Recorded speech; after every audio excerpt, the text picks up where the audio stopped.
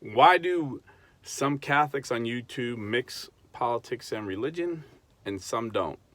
I'm going to answer that question, but first, if you're buying or selling a house, do yourself a favor and go to realestateforlife.org.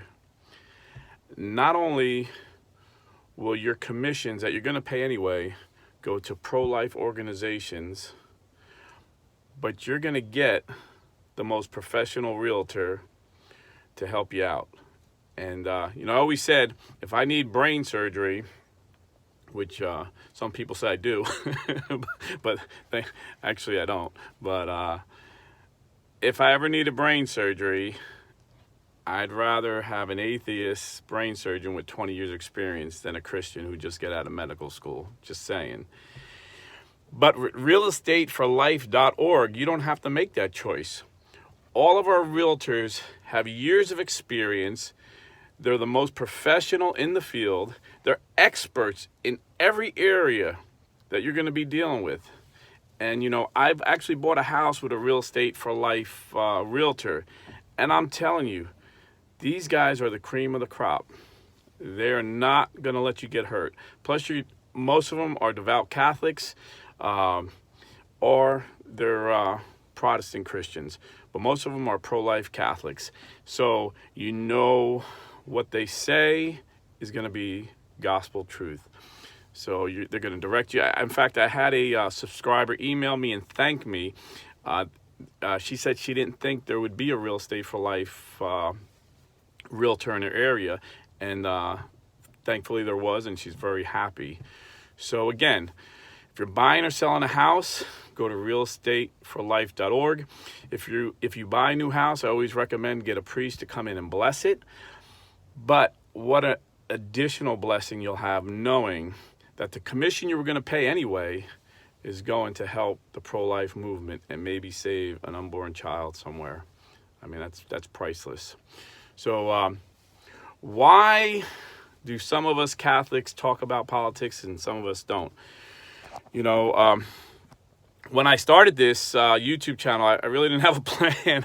I was just getting fed up with my Protestant brothers and sisters telling me I made a mistake becoming Catholic. So I made a video called Why So Many Evangelicals Are Becoming Catholic. And I just wanted to put it out there, have it on record why I'm Catholic and why so many of us from the evangelical community that love the Lord, that know the Bible very well, become Catholic.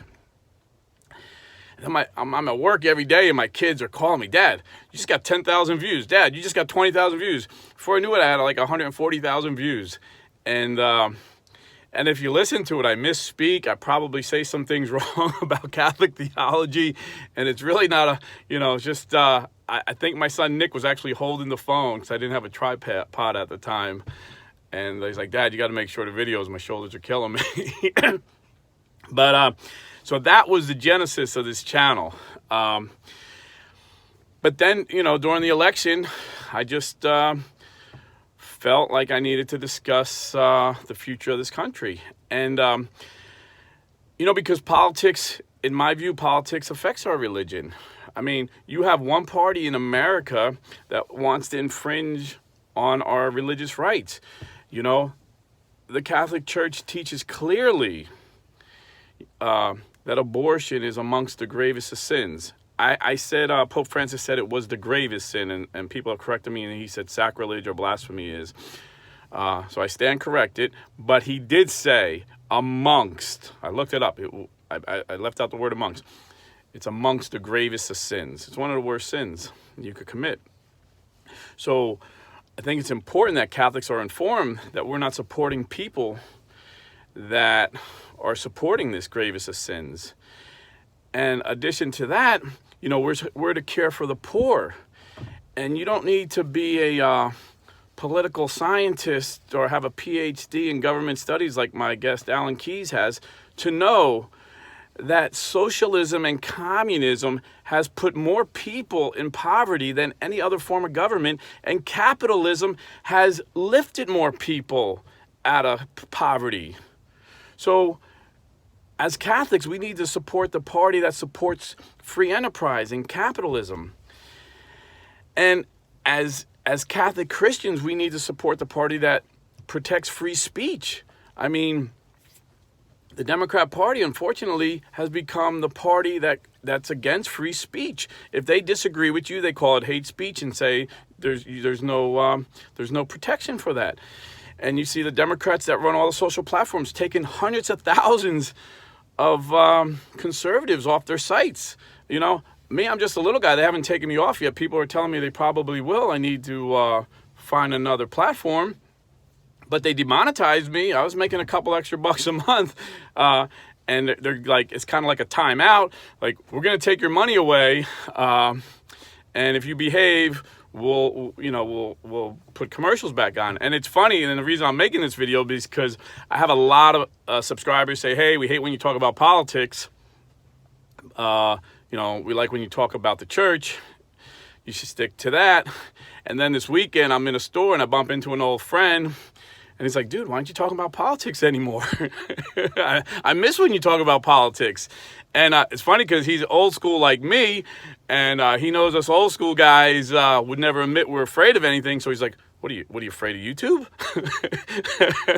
I said, no, I'm not afraid of them. And I'm not. I'm not afraid of them. I'm going to speak whatever I feel the Lord's leading me. Now, during Lent, I'm really focused, like most Catholics are during this season, on our spiritual growth, examining myself, looking at where I can improve and ask God to give me the grace to improve and become a better Christian. So most of my videos lately have been, about spiritual growth in the Lord.